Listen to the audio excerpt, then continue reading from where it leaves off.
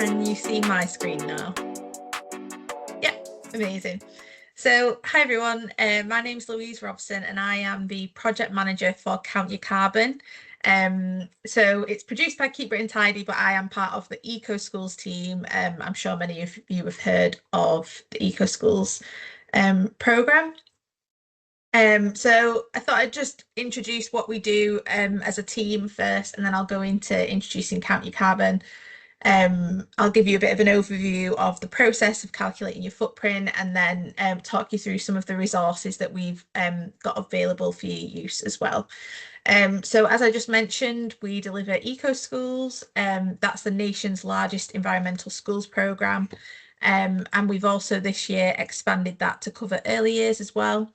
We also run a campaign every year in November called Cut Your Carbon. So obviously that's just finished, but do have a look and be aware of it for next year. And then, like I say, we also have Count Your Carbon, our free carbon footprint calculator for schools. The calculator has been developed with Arete Zero Carbon, who are sustainability consultants, and Carbon Creative, they're our digital developers. And here are some of our funders and supporters. As you can see, we do work closely with Let's Go Zero. If any of you do have access to a climate action advisor, definitely make use of them. They can help you get through the process of doing Count Your Carbon as well. So what is Count Your Carbon? It's a comprehensive carbon footprint calculator for schools. It maps across all three of those emission scopes, moving beyond fuel and energy to include areas such as supply chains, food and transport. It's totally free. It applies to all schools in the UK, and you've not got to be an eco school in order to use it. So very nicely leading on from what Rebecca was just speaking about, it covers 11 calculation areas split across 4 categories. And this covers scope 1, 2 and 3 emissions as well. So I won't talk through those, but it's a pretty thorough process.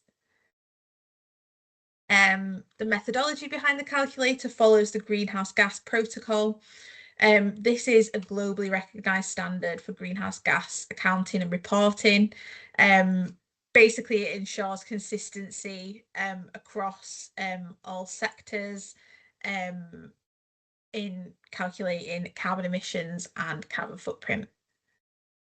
A little bit further information. It's been designed for most school types. This includes nurseries and SEND settings, but it doesn't apply to boarding schools. We have had boarding schools try to use it, and it can kind of be fudged, but it's not really designed for use by boarding schools. The tool has been developed in collaboration with schools, teachers, business managers, site managers, and we also work really closely with local authorities as well. The tool is constantly being improved and developed. So it launched in February this year, and since then we have implemented several updates, and we plan to continue that improvement way into the future. We do have data from hundreds of schools stored in the back end of the site, and these help us to form benchmarks that you can use throughout your calculations. So if you are missing data anywhere, you can select an average knowing that you've got some as accurate as possible data to kind of fill in those gaps for you. And schools can do as many calculations as they choose to, but we do recommend a minimum of 1 per year so that you can track your progress. So I'm sure you all know all of this already. You've got to have a climate action in place by 2025 and a sustainability lead.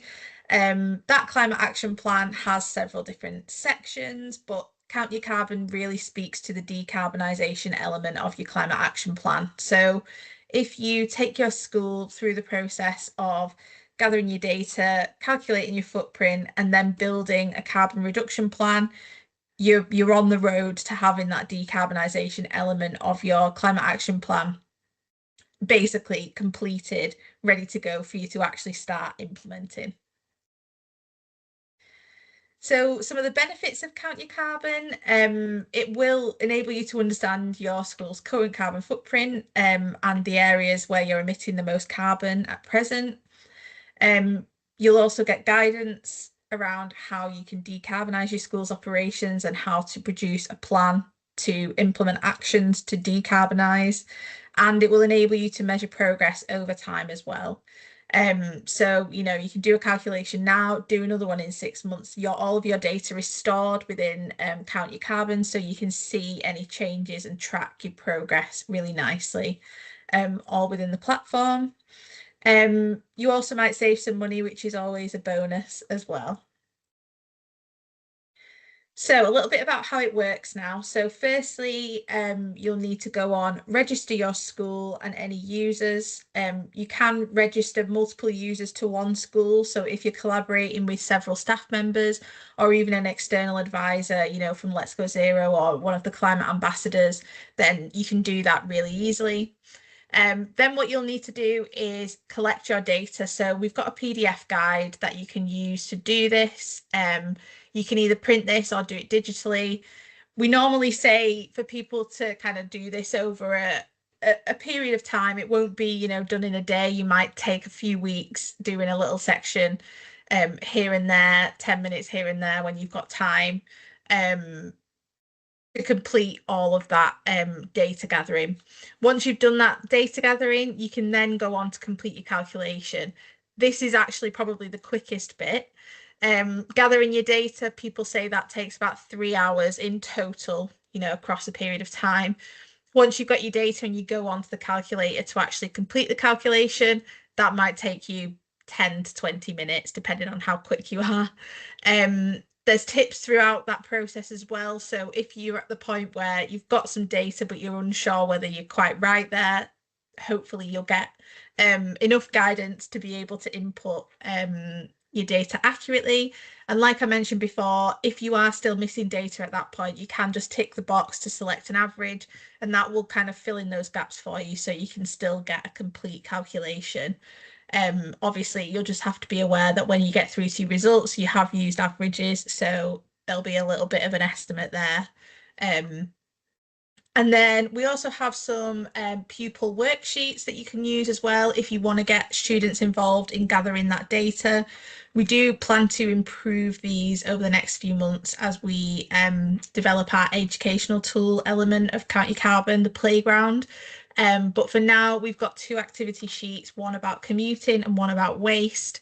They're both kind of like surveying activities, getting your students involved in finding out how many people travel by various transport methods to school. And then the other one is around how many bins you've got on your site and what types of bins they are. Once you've completed your calculation, you'll then be provided with a report. So you'll get your headline carbon footprint figure. And this figure is then split across those 11 key emission strands as well. So you can really kind of identify your biggest emitters across those categories. You'll also get a downloadable footprint report, which contains that information, as well as further information about the methodology behind the calculator. And then you'll also get guidance on assembling a carbon reduction plan as well. Following that, we advise people to then go on to build a carbon reduction plan using our resources. So we have a carbon reduction guide and a carbon action planner spreadsheet. So we have these two resources. One is more of a sit down, read it, take it in. The other one is a kind of nice tool to use alongside the guide. So the guide contains over 60 measures split across all of those categories.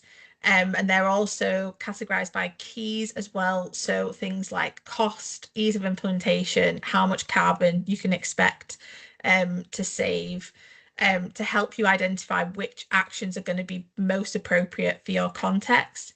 We do also encourage people to consider where they kind of sit in terms of whether the actions are going to have a direct effect on your emissions very quickly, because those things are very within your control. That might be things like dealing with your energy usage. That's, you've got your scope 1 emissions. They're the things that we're going to be encouraging you to look at first, and encouraging people to look at things that they can have more of an influence over as well.